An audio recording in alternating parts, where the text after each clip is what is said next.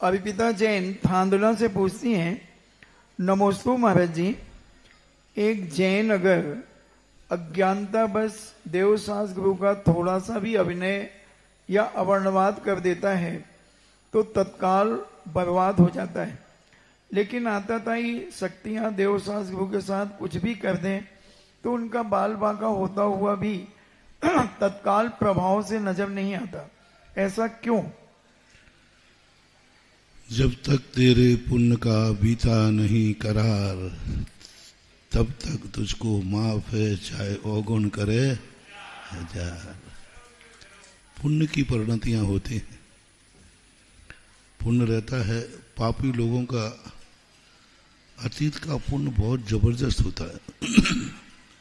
अतीत में वो इतना पुण्य कमा लेते हैं, इतना पुण्य कमा लेते हैं कि वो पाप पर पाप करते जाते, लेकिन उनका पुण्य खर्च नहीं होता। क्योंकि अमीर आदमी ही पाप करेगा, क्योंकि उसने इतना पुण्य कमा लिया पहले। व्यक्ति पापानुबंधी पुण्य ज्यादा कमाते हैं। सारे संसार में पुण्य के कमाने की कमी नहीं है। संसार का कोई भी देश नास्तिक नहीं है। विश्व का कोई भी देश नास्तिक नहीं है, कोई भी देश।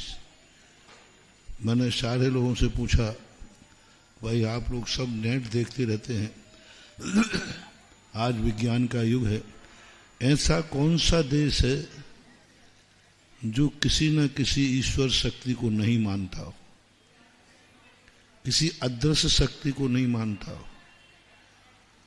कितना भी बड़ी वैज्ञानिक, अमेरिका एक वैज्ञानिक देश माना जाता है, वहां का भी कोई ना कोई अदृश्य शक्ति को मानते हैं। विश्व के अंदर आज की तारीख में एक भी देश नहीं है जो किसी न किसी गॉड को, किसी न किसी अदृश्य शक्ति को नहीं मानते। इसका सत्य है, जो अदृश्य शक्तियों को मानते हैं वे पुण्य पाप को भी मानते हैं। तो पुण्य तो सारा विश्व कमा रहा है, चाहे वो किसी को भी पूछ के कमा रहा हो, लेकिन वो पुण्य पापानुबंधी पुण्य है। पाप के लिए कमा रहा है, संसार के लिए कमा रहा है, संसार की वृद्धि के लिए कमा रहा है, अपने विषयों की पूर्ति के लिए कमा रहा है, जैसे रावण का पुण्य। इसलिए संसार में पापानुबंधी पुण्य वाले लोग ज्यादा हैं, पुण्यानुबंधी पुण्य का जीव बहुत कम होते हैं। इसलिए स्थिति बनती है। चौथे काल में भी कितने कितने देखो बलि आदि किए, कितने दिन तक अपने आप में वो राज्य में रहा, राजा बना। तो ये सब चीजें हैं। शादियों पर उपसर्ग करने वाले भी कितने भवान्तरों में, राजा सैनिक को तुरंत थोड़ी दंड मिल गया, भवान्तर में उसको नरक जाना पड़ा। तो सबसे ज्यादा और वो मिथ्यात्व को तो तुरंत प्राप्त हो जाता है। पूज्यवर उमा स्वामी महाराज की एक ऐसी असाधारण खोज है, अभी तक जितने भी सब जगह पढ़ा गया है यही कहा, कुगुरु कुदेव कुशात और उनको मानने वाले षड अनायतनों के माध्यम से मिथ्यात्व का बंध होता है। ये सब की जगह लिखा है। लेकिन पूज्यवर कुंदकुंद भगवान का जो आज प्रातः काल हमने गाथा सुनाई थी कि वो यथाजात मुद्रा को देख करके यदि उनके प्रति माश्चर्य भाव है तो मिथ्या दृष्टि। और उमा स्वामी ने तो बहुत ही गजब का एक सूत्र दिया कि दर्शन मोहिनी के मिथ्यात्व का बंध का कारण क्या?